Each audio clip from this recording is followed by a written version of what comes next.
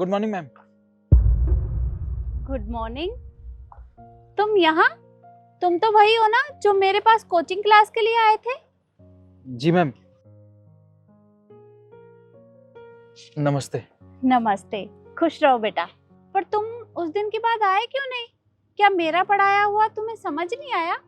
नहीं मैम, ऐसी बात नहीं है, आप तो बहुत ही अच्छा पढ़ाते हैं, पर मेरी ही मजबूरी थी जिसकी वजह से मैं आपके पास दोबारा पढ़ने नहीं आ पाया।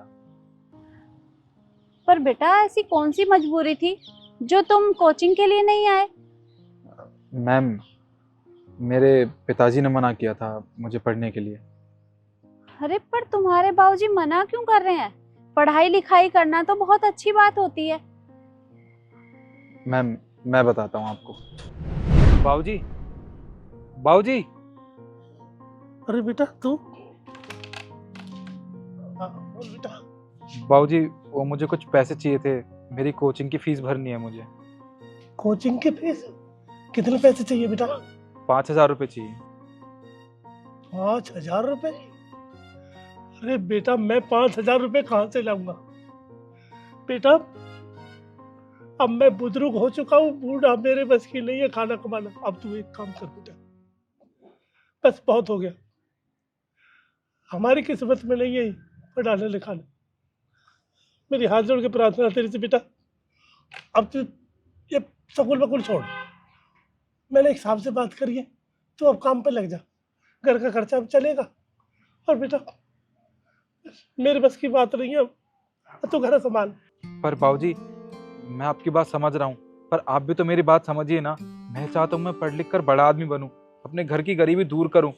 देखिए, आप इस बार मुझे पैसे दे दीजिए, अगली बार से मैं कोचिंग की फीस खुद भर दिया करूंगा। बेटा बात तो तेरी सही है, मन तो मेरा भी करता, पर हम कर भी नहीं सकते, कुछ नहीं कर सकता मैं बेटा। मैं बुजुर्ग हूँ, मेरे बस की नहीं है कमाना।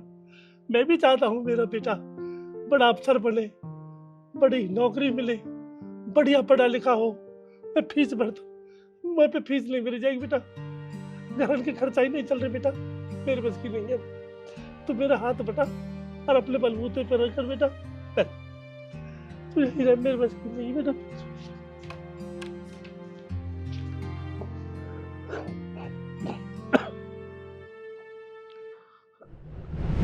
मैडम, मैं गरीब परिवार से आता हूँ। मेरे पिताजी मेहनत मजदूरी करके घर का खर्चा चलाते हैं। घर में माँ भी हैं, उनकी भी तबीयत ठीक नहीं रहती। 2 छोटी बहनें हैं, उनकी पढ़ाई का खर्चा भी होता है। अब मैं तो घर का बड़ा बेटा हूँ, इसलिए मुझे घर तो चलाना पड़ेगा ना, पिताजी की मदद करनी पड़ेगी, इसलिए मैं यहाँ काम करता हूँ। और जो भी पैसे मुझे मिलते हैं, कुछ पैसे मैं घर पे दे देता हूँ ताकि घर वालों की भी मदद हो जाए। बाकी पैसे खुद रख लेता हूँ ताकि मैं कुछ समय बाद कोचिंग ले सकूँ। अरे अगर ऐसी बात थी तो तुमने मुझे बताया क्यों नहीं? मैं तुम्हारी थोड़ी बहुत मदद तो कर ही देती। पर खैर छोड़ो।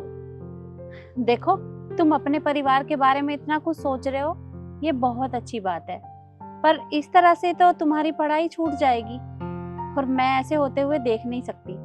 तुम एक काम करना, कल से तुम मेरे पास कोचिंग के लिए आ जाना। तुम्हें जिस भी बुक की जरूरत होगी वो मैं तुम्हें दे दूंगी। मैम, पर आप मेरे लिए ये सब क्यों करेंगी? और मेरे पास ना आपको देने के लिए अभी फीस भी नहीं है। अरे तो मैं क्या तुमसे फीस मांग रही हूँ? तुम्हें फीस देने की जरूरत नहीं है। अरे मैं एक टीचर हूँ और मुझे अच्छा लगता है बच्चों को पढ़ाना, और जब एक टीचर बच्चों को पढ़ाएगा ही नहीं तो फिर बच्चे पढ़ लिख कर आगे कैसे बढ़ेंगे? देखो, ये तो समाज ने पढ़ाई को बिजनेस बना रखा है, मैं उनमें से नहीं हूँ। मुझे तो बच्चों को पढ़ाना बहुत अच्छा लगता है, और जिसमें कि तुम जैसे बच्चे जो पढ़ना भी चाहते हैं और अपने घर परिवार के लिए कुछ करना भी चाहते हैं। तो तुम चिंता मत करो, तुम मेरे पास आ जाना। तुम्हारी पढ़ाई में जितना भी कुछ होगा, बुक्स वगैरह, वो मैं देख लूंगी। मैम, आप जैसे लोग सच में बहुत कम देखने को मिलते हैं। आपका बहुत बहुत धन्यवाद, आपने मुझ जैसे गरीब के बारे में इतना सोचा। अरे नहीं नहीं बेटा, इसमें धन्यवाद की क्या बात है? अरे हमारा तो काम ही है बच्चों को पढ़ाना, बच्चों को शिक्षा देना, तो हम अपने काम से पीछे कैसे हट सकते हैं? और मैं तो चाहती हूँ कि तुम पढ़ लिख कर एक बड़े अफसर बनो ताकि समाज में कुछ अच्छा काम कर सको। तो ठीक है, कल से तुम मेरे पास आ रहे हो और मैं तुम्हें पढ़ाऊंगी, ठीक है? जी मैम। अच्छा ये बताओ, तुम्हारे यहाँ से छुट्टी किस टाइम होती है? मैम शाम को 6 बजे। शाम को 6 बजे। तो ठीक है, यहाँ से फ्री होकर तुम सीधा मेरे पास आ जाना और फिर अपने घर चले जाना। जी अच्छा, मैं आ जाऊँगा मैम। ठीक है। अच्छा मैं अब चलती हूँ। नमस्ते। नमस्ते।